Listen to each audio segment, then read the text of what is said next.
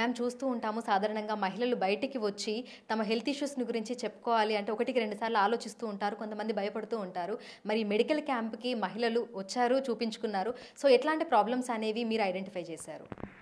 ఎక్కువగా మనం 13 ఇయర్స్ నుంచి స్టార్ట్ చేస్తే దాన్ని మనం అడోలసెంట్ ఏజ్ గ్రూప్ అంటాము. అక్కడి నుంచి ఎక్కువగా ప్రాబ్లం ఏంటంటే పిల్లలకి ఈ మధ్య ఎక్సర్సైజ్ లాంటిది ఏమి ఉండట్లేదు, టైం షెడ్యూల్ ఉండట్లేదు.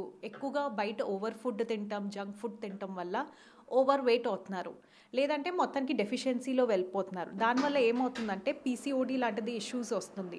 పీసీఓడి అనేది ఏంటంటే వాటర్ బబుల్స్ లాగా ఉంటుంది ఓవరీలో. దానివల్ల ఏమవుతుందంటే పీరియడ్స్ సరిగ్గా రాకపోవటం, 3 మంత్స్కి ఒకసారి రావటం, లేదంటే ఓవర్ బ్లీడింగ్ అవటం, ఇవన్నీ ఇష్యూస్ అన్నీ ఉంటుంది. అది మనకి 13-14 ఇయర్స్ నుంచి 35 ఇయర్స్ వరకు కంటిన్యూస్గా వచ్చే ఈ మధ్య ప్రాబ్లం. అది ఒకటి వచ్చేసి మోస్ట్ కామన్ ప్రాబ్లం. దాని తర్వాత వచ్చేసి చాలామంది ఏంటంటే రిప్రొడక్టివ్ ఏజ్ గ్రూప్ వాళ్ళు వచ్చేసి ఏంటంటే వైట్ డిశ్చార్జ్ అనే కంప్లైంట్స్తో ఎక్కువ వస్తారు.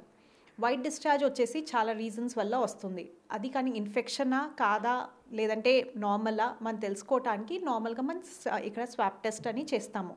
ఆ టెస్ట్ చేసినప్పుడు ఇన్ఫెక్షన్ ఉంటే దాని తగ్గట్టు మనం యాంటీబయాటిక్స్ ఇస్తాము. ఇన్ఫెక్షన్ కాకపోతే అది నార్మల్ కింద మనం కన్సిడర్ చేయొచ్చు. ఇంకొకటి మన ఈ మధ్య సర్వైకల్ క్యాన్సర్ని ప్రివెంట్ చేయడానికి ప్యాప్స్మియర్ అనేది ఒక టెస్ట్ ఉంటుంది. అది ప్రతి ఫీమేల్ 21 ఇయర్స్ నుంచి 65 ఇయర్స్ వరకు ప్యాప్స్మియర్ అనేది టెస్ట్ చేయించుకోవాలి. అది వన్స్ ఇన్ ఎవ్రీ 3 ఇయర్స్ చేయించుకుంటే వాళ్ళకి మంచిది.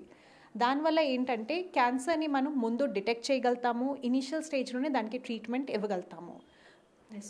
సో, ఈరోజు చుట్టుపక్కల బస్సు మంది మహిళలు వచ్చి చూపించుకున్నారు కదా మ్యామ్. సో, వాళ్ళలో ఎట్లాంటి హెల్త్ ఇష్యూస్ అనేవి మీరు ఐడెంటిఫై చేశారు? చాలామందికి ఏంటంటే ఓవర్ బ్లీడింగ్ అని ప్రాబ్లం ఉంది.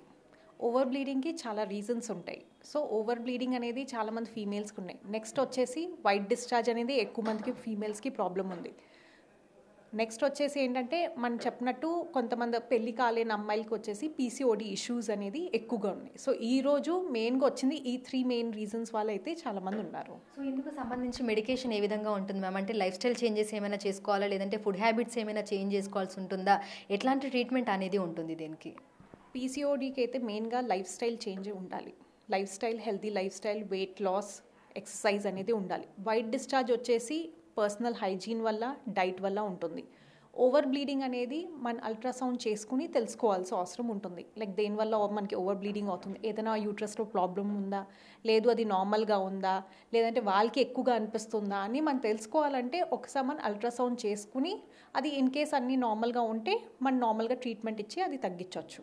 Okay ma'am, thank you.